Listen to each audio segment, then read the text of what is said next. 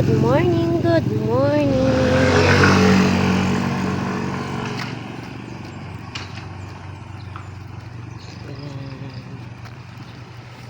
Ayan, ayan. Umaga na naman. Pasok ka na naman. Anak buhay na naman. Pero bago ang lahat, magpasalamat tayo sa may kapal na binigyan tayo ng malulusog na pangatawan. Kaya nating bumangon, kaya nating gumalaw, kaya nating kumilos kahit anong gawin natin. Dahil ang lahat ng yan ang simula para kayanin natin ang hamon sa buhay.